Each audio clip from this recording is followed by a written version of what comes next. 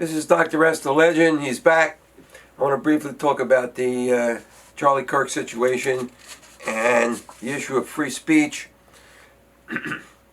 So, let me be perfectly clear regarding the Constitution. And we have what is known as the Bill of Rights. The Bill of Rights protect the people from the government. What government? The federal government, and also protects them from the states. The only exception would be grand juries, and we don't have to worry about that.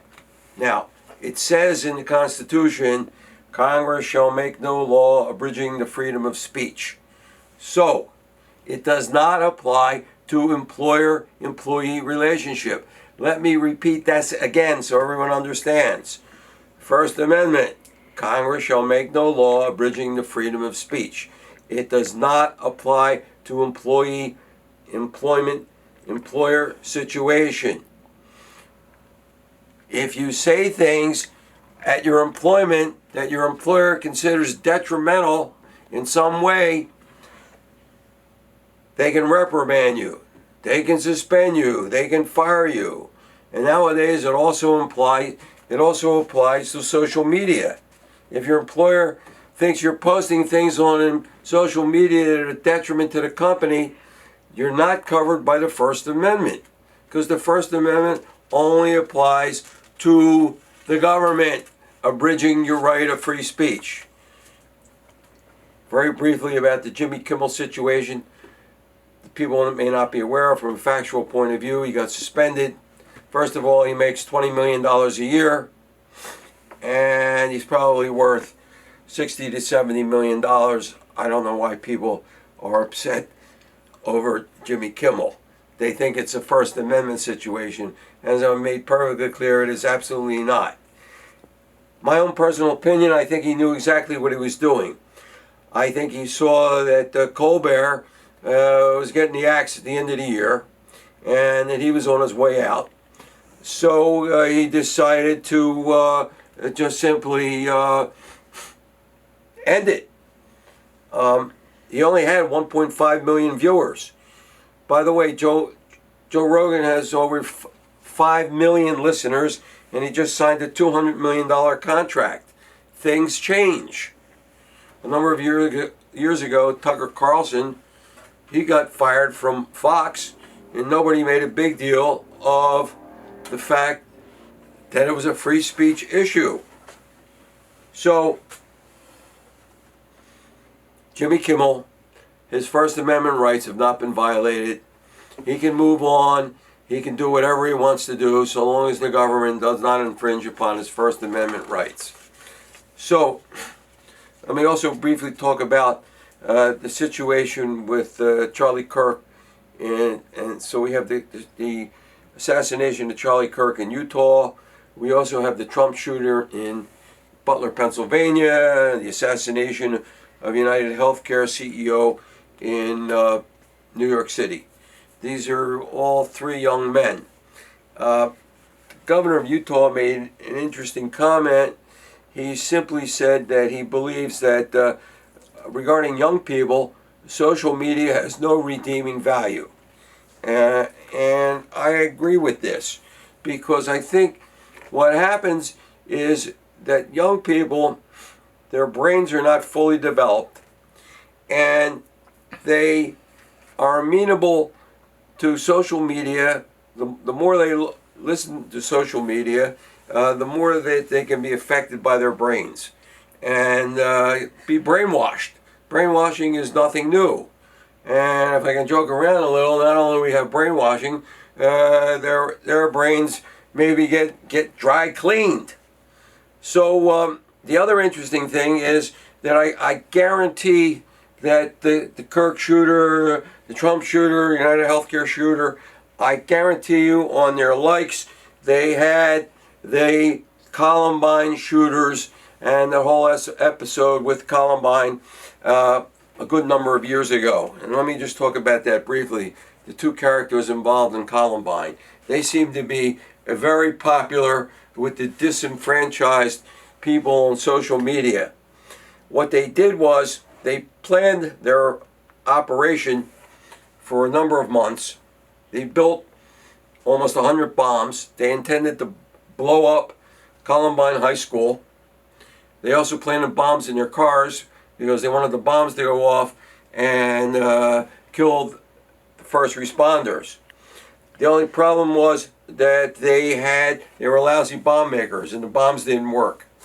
So as an afterthought, they brought along a couple weapons and they held the police off for over an hour.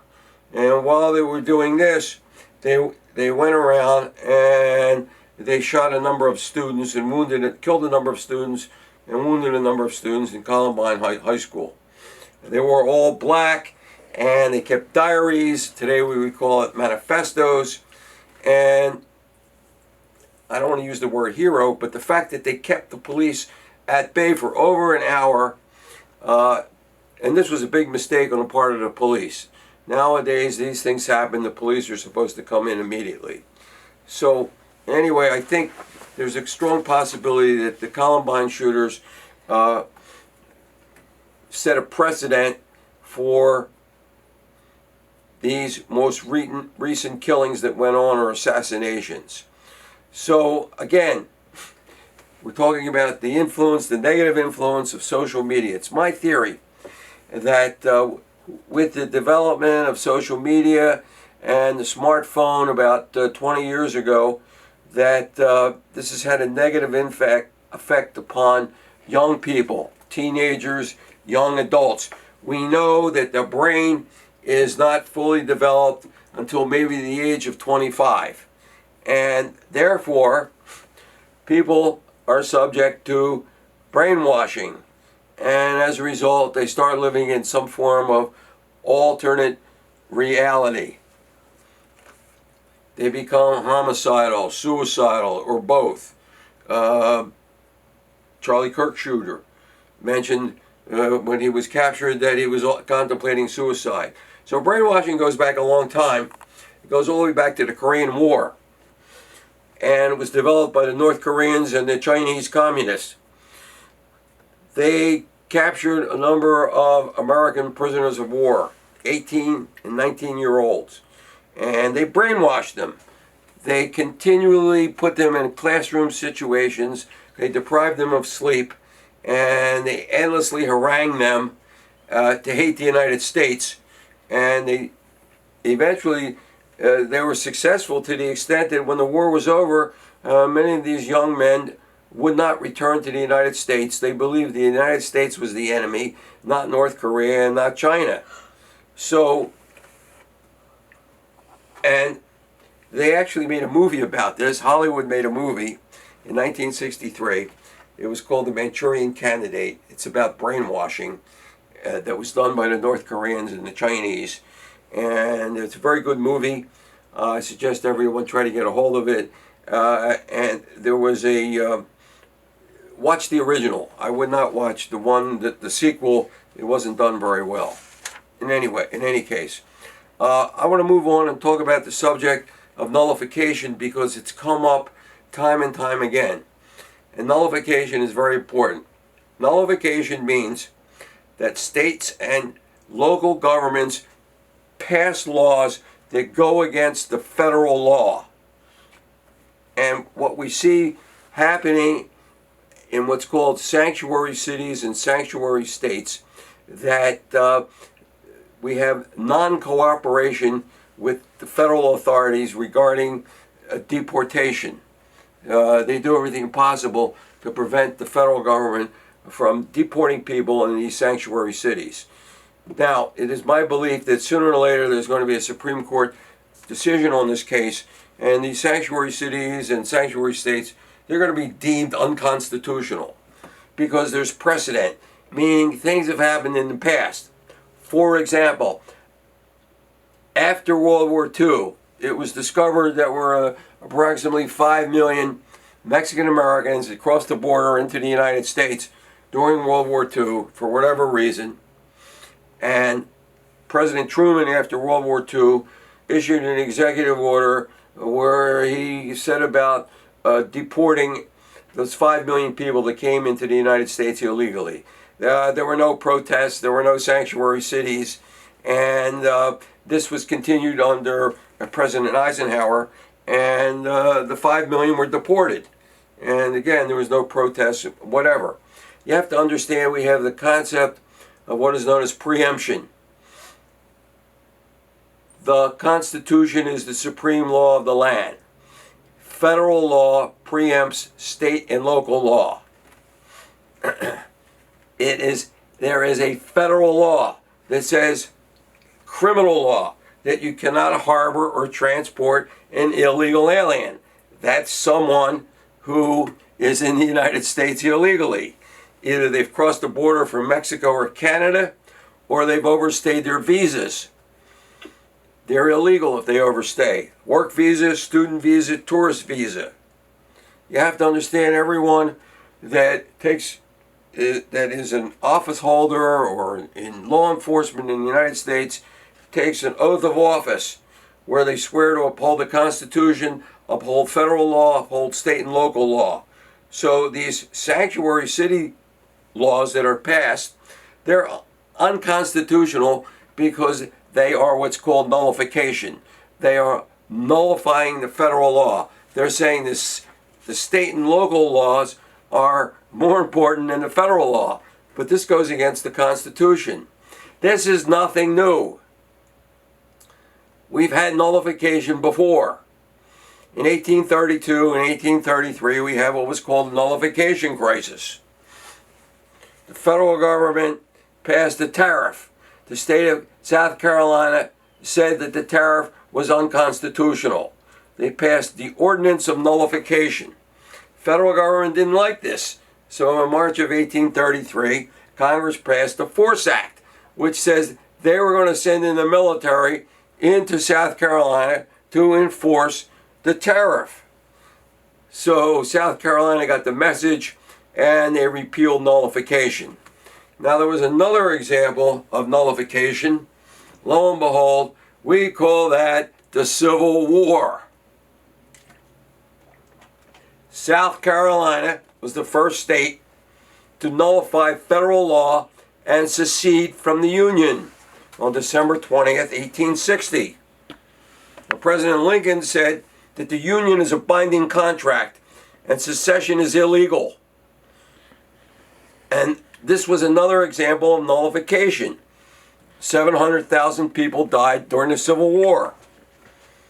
And nullification was over. In other words, it was settled in the 19th century. Now it's reappeared in the 21st century. And I guarantee the Supreme Court is going to talk about the tariff nullification and the Civil War. And they're going to say that sanctuary cities are just simply an example of nullification, that you can't, states and local governments cannot void or nullify federal law. I've just discovered that the state of California, I'm just sort of like, this is like comical. California just passed what's called the No Secret Police Act, which is take effect January 1st, 2026, making it both criminal and civil that federal agents cannot cover their face. This is kind of a joke in the sense that, first of all, California cannot pass a law to tell federal agents what to wear. Were they going to pass a law you can't wear blue socks? No, you can't wear face coverings. This is illegal. This is unconstitutional. I guarantee you the courts are going to throw this out. This is, in my opinion, being done to intimidate what are called ICE agents in California. They cover their faces for the simple reason that many of them have been subject to intimidation and harassment, and they don't want their identities known. So I think this is a bad idea. It looks like the governor of California is going to sign this into law. And the problem is we don't know, they don't know in California what the president is going to do regarding this law, whether they'll go to the courts, whether they'll send in more ICE agents. If it's nullification, if this is a form of nullification, hey, they could send in the military. Anything's possible.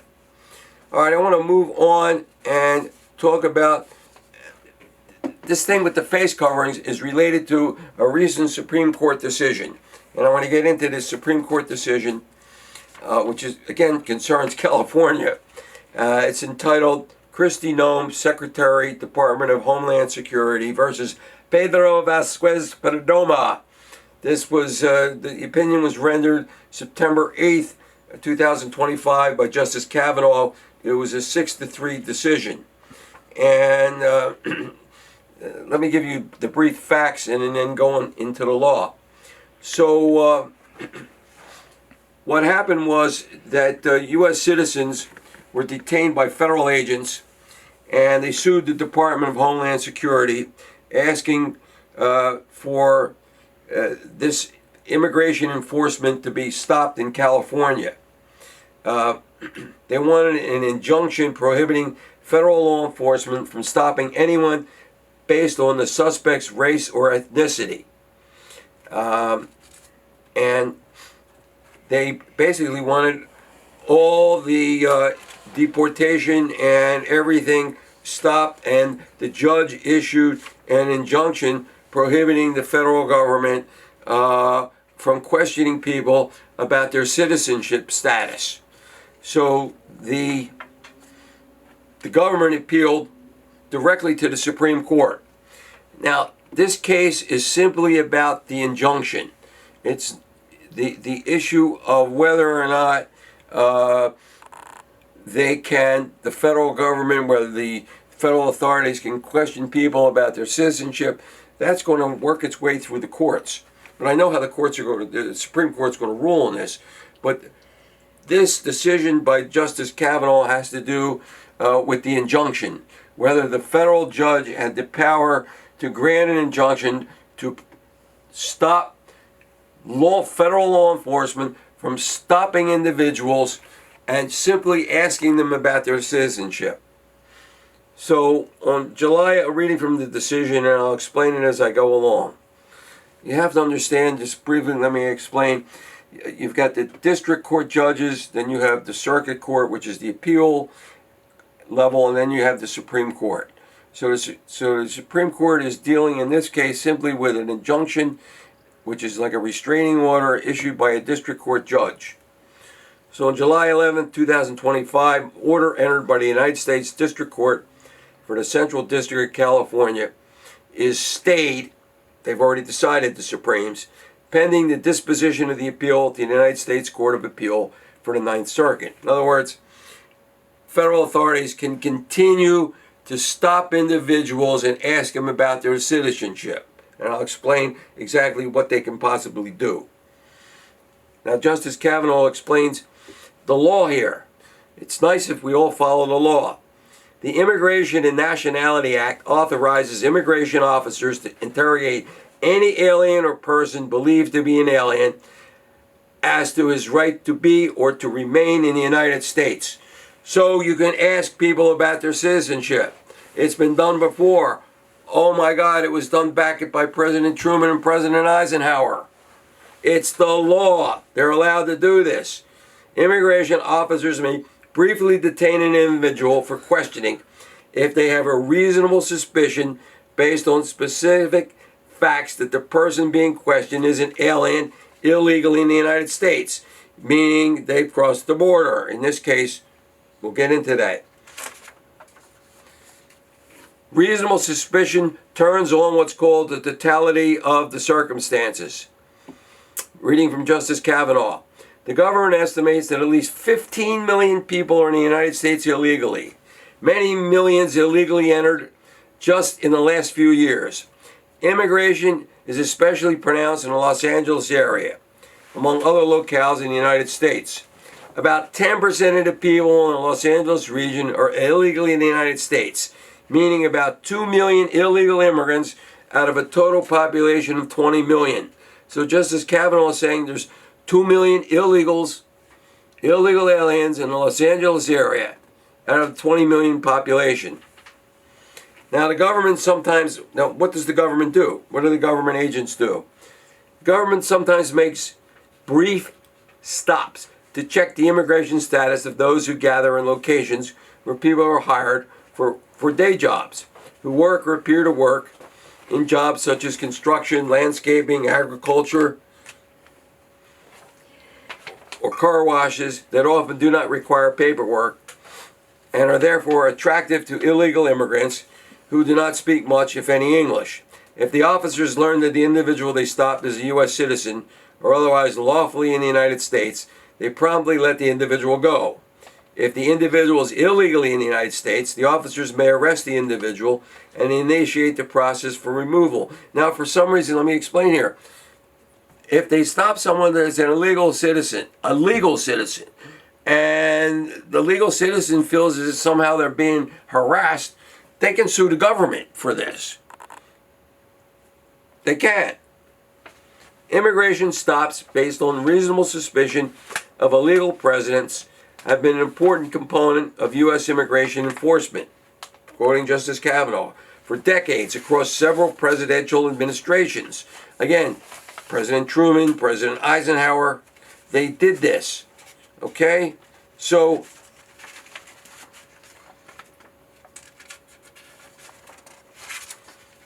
to begin with, given the significance of the issues to the government's immigration enforcement efforts, this court would likely grant certiorari if the Court of Appeals affirmed the district court's injunction. Let me explain this sounds legalese on part of Justice Kavanaugh. What he's saying here, even if the appeals court says it's illegal for the immigration authorities to stop people, the Supremes will then hear the case, and in all likelihood, they're going to reverse it and say that the government they've already telescoped to everyone that this is how they're going to rule. Because this is what's taken place in the past. And there's a federal law that says they can do this. I mean, I don't know what the big deal is about. And moving further, immigration officers often use their experience to stop suspected illegal immigrants based on a variety of factors. To stop an individual for brief questioning about immigration status, the government must have reasonable suspicion that the individual is illegally present in the United States. Reasonable suspicion is a lesser requirement than probable cause and considerably short of preponderance of the evidence. In other words, if you got a suspicion that the person is here illegally, I'll give you an example of reasonable suspicion in criminal law. You know, the police are driving down the street and it's the middle of July and it's 95 degrees out and they see a guy standing by the bank and he's got a long trench coat on. Yeah, they're going to stop that guy because they think, maybe he's got a weapon. Maybe he's holding a shotgun. That's a reasonable suspicion. Here are these circumstances include that there is an extremely high number and percentage of illegal immigrants in the Los Angeles area, 2 million. Those individuals tend to gather in certain locations to seek daily work. Those individuals often work in certain kinds of jobs, such as day labor, landscaping, agriculture, construction, that do not require paperwork and are therefore especially attractive to illegal immigrants. And many of those illegally in the Los Angeles area come from Mexico or Central America and do not speak much English. Again, we go back to President Truman and Eisenhower and the 5 million that were here illegally. Oh, precedent, history. People have to know their history. Reasonable suspicion means only that immigration officers may briefly stop the individual and inquire about immigration status. Justice Kavanaugh, the government has demonstrated it would likely suffer irreparable harm if the district court's injunction is not stayed.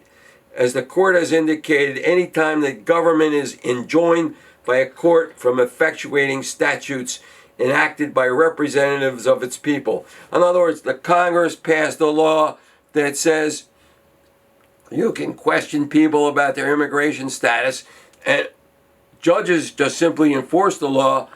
They don't interpret the law. Given the millions of individuals illegally in the United States, the myriad significant economic and social problems caused by illegal immigration, notably, moreover, district court's injunction threatens contempt sanctions against immigration officers who make brief stops later found by the court to violate the injunction. The prospect of such after-the-fact judicial second-guessing and contempt proceedings will inevitably chill lawful immigration enforcement efforts. In other words, if this injunction is allowed, then the immigration people can't stop anyone. And if they can't stop anyone, how are they going to detain anyone? And then how are they going to deport anyone? And you got to follow the law.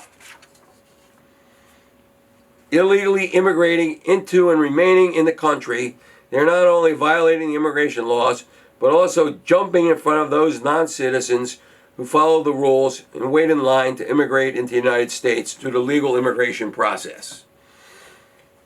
For these reasons, the interests of illegal immigrants in evading questioning and thus evading detection of their illegal presence are not particularly substantial as a legal matter.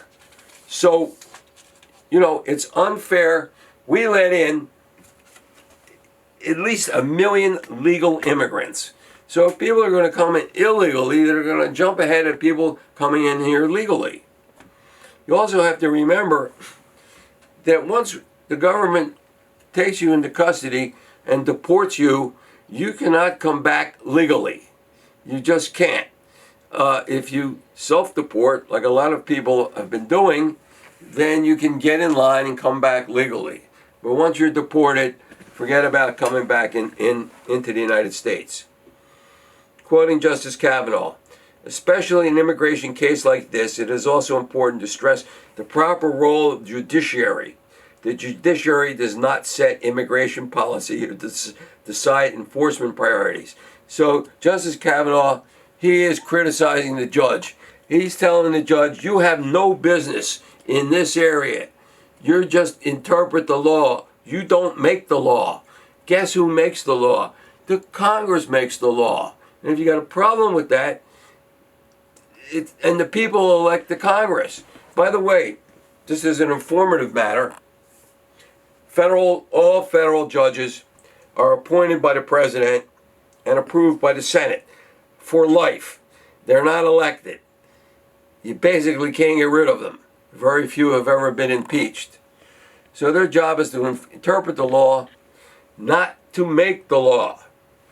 Judges may have views, again, Justice Kavanaugh, judges may have views on which policy approach is better or fairer, but judges are not appointed to make these policy calls. We merely ensure in cases that the executive branch acts within the confines of the Constitution and federal statutes. So, the government, he's concluding, the government has demonstrated a fair prospect of success on the merits and has met the other factors for an interim stay pending appeal of the district court's injunction. So, the injunction's thrown out. The federal officials can go and stop and question people, and if they're not a citizen, they can detain them and then deport them. If they're American citizens, and if you feel your rights have been infringed upon, then you can always get a lawyer and you can sue. Just like in this situation, going back to our friend who is suspended from his job, Jimmy Kimmel. In employment situations, if you're suspended or fired and you think it was done unfairly, you can always get a lawyer and you can always file a lawsuit. Now, I just want to go back to this. This was a very important decision. It was just passed recently, and California, as I just mentioned, just passed this no face mask. They're trying to do comeuppance with the federal government.